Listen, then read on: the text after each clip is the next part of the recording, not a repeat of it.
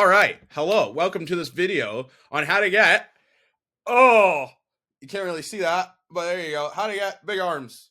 All right, I mean, the lighting's not the greatest here. I'm not saying I'm like Arnold or Lou Ferrigno here, but, not too bad from a guy, who used to look like this. I mean, hello, like, yeah, pretty good stuff. Okay, so, basically in this video, we're gonna first break down some anatomy, which I know nobody cares about, but I'll go over it really, really quickly.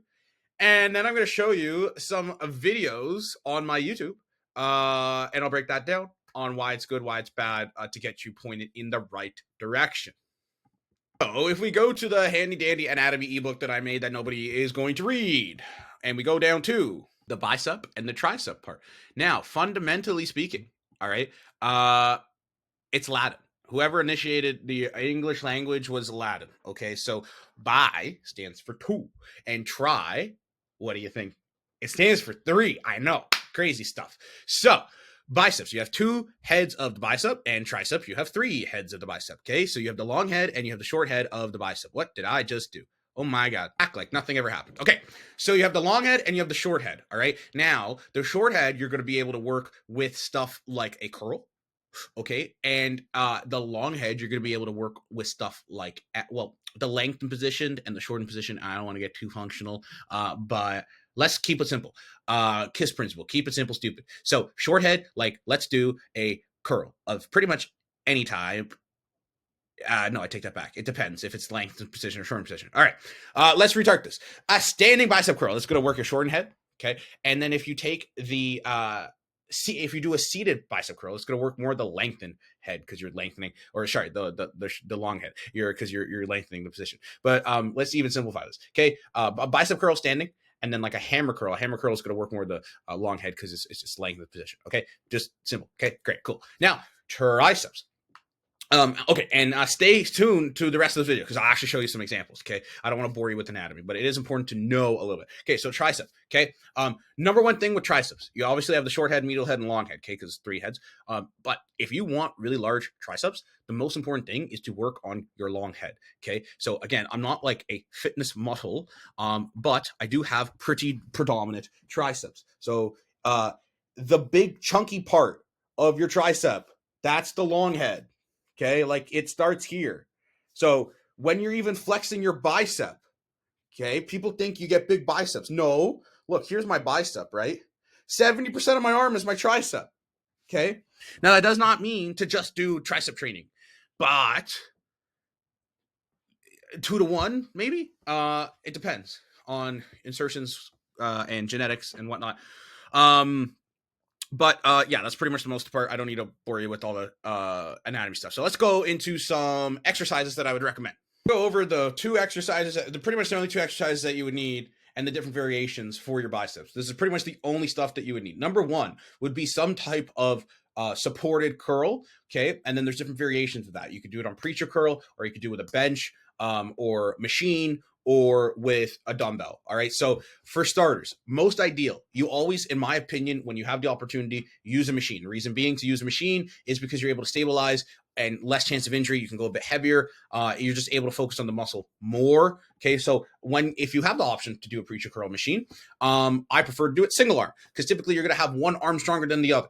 Okay, this video is from quite a while ago that I made. I was in Texas. It's a great gym, destination Dallas, coolio. Okay, so basically you can see I'm putting my hand on the short head of the bicep so I can feel it more, blah, blah, blah, blah, blah. Let's go into the next example.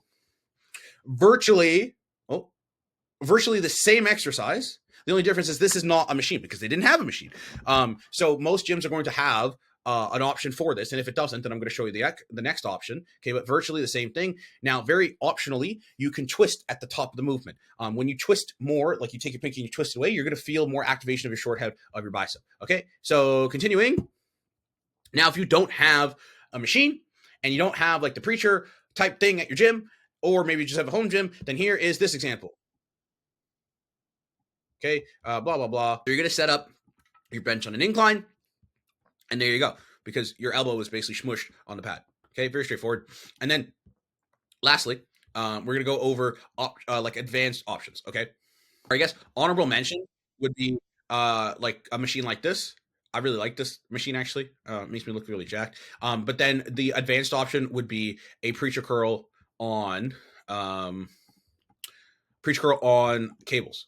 But this is like for advanced. You don't really need to do this. Okay, but I'm just throwing it in there so you get the gist of everything. Okay, but I prefer this more than anything because of the line of resistance and the pull of the crit. Again, I don't want to bore you because nobody really gives a shit. And now, in my opinion, for the only other exercise you would ever need for your biceps. Okay, this is not direct forearm training. That's a story for another day, but this does work some of your forearm. Would be your hammer curls. Okay, and then we're gonna go over the different options. So, first option would be as a running theme, I prefer everything unilaterally or a single arm, okay? Because typically have people have imbalances. Again, this video is from like at this point like 4 years ago, so I am not this fat. But this was in Texas, so I ate a lot of barbecue. Fun fact: when I was in Texas, I was there for 2.5 weeks. Anybody want to guess how much weight I gained? Put a comment down below, or I don't know if you can comment if this is in school, but the answer is, drumroll, 40 fucking pounds. A lot of it was water weight, but goddamn, they make a lot of good barbecue. Anyways, let's get into this. Blah, blah, blah, blah, blah. So single arm away. I took a regular rope and I tied it in half because they didn't have like a single arm version of it.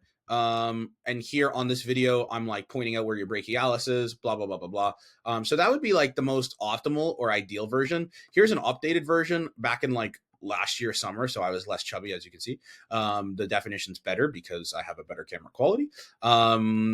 Very straightforward. Very, very straightforward. Now, you could do this with 2 arms.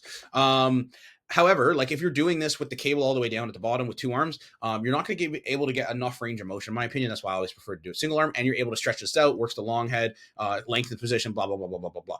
Now, for whatever reason you don't have cables, or there's a home gym, or you just have dumbbells, then the other option would be an incline hammer or spider curl. You can find whatever way you prefer. So one's chest supported, one's back supported. So the long of the short would be, I think spider is chest supported. I don't know why they call it spider. And there's my cat. I have a cat. And you would do a hammer curl just with chest supported. Okay. Oh, here we go. So ta-da. Okay. And then the other option is you would flip around and do the same thing. I don't personally feel it that much, right? I like doing a lot of my shoulders and arms on cables or something stable. Okay. Now we're going to go into triceps. We're going to go into triceps. Now, the most important thing with triceps is, also, this is funny, but if I can, it's a puffception. There's 3 heads of me. Now, the most important thing with triceps, as I mentioned at the beginning with the anatomy, is the long head. So I'm pretty much only going to show you options for the long head, and the reason being that's the only thing you really need to do from building a muscle standpoint. I don't ever mention to do dips, like conventional dips. I don't like those for triceps unless your goal is to strictly and only to build strength. Okay, so here we go. First and foremost, first option would be a traditional overhead extension. So you want to do it as almost like your Deadpool. You're doing like a katana. However, most gyms are not going to have this super long rope. You want it like a 36-inch rope. So what you would do is you take 2 individual ropes and you would turn it into a long rope. Okay, here's a side view of it. I don't know why the video is not playing. I think I'm just explaining what to do. Here we go. So you come all the way down. Ideally, again, this is like that was like 3 years ago. So you would want ideally more stretch than that. I stopped. I could have even gone further back. The more tension, the more extension at your elbow, the more you're going to activate your long head. Okay? But not the end of the world. There's a tricep machine. Some gyms have this. It's very rare. I didn't like it. I don't like it at all. Here's another option on the cables with a cool little grip that I like. Most gyms will not have that. I'm showing off the grip in this video. But I don't want you to extend like this way. I want you to extend outward. Unless you like you can play around with the angles, but you're going to feel it more if you go outwards versus straight up. Okay.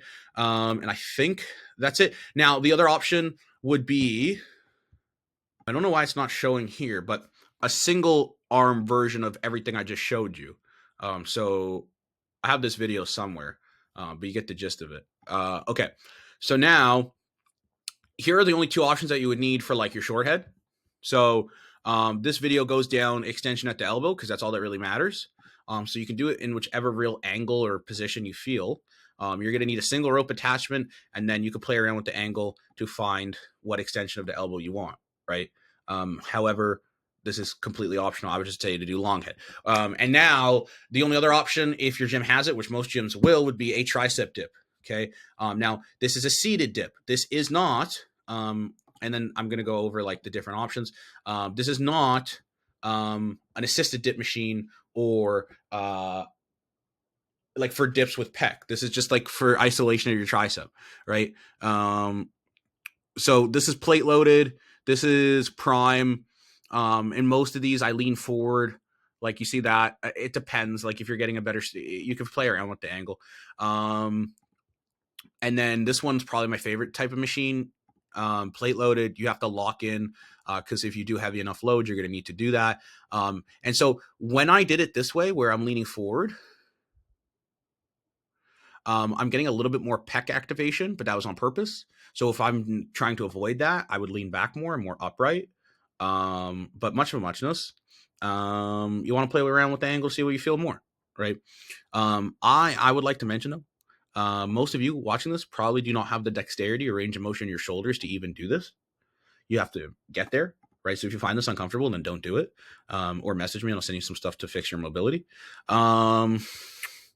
But yeah, for the most part, that's pretty much everything you really need. You would really need in order to get pretty decent arms. In terms of sets and reps, it's all dependent on your goal and what you're trying to do. So I don't really want to get into that. But just, I mean, you don't want to push to failure every single time, but you want to probably push to like harder than you think.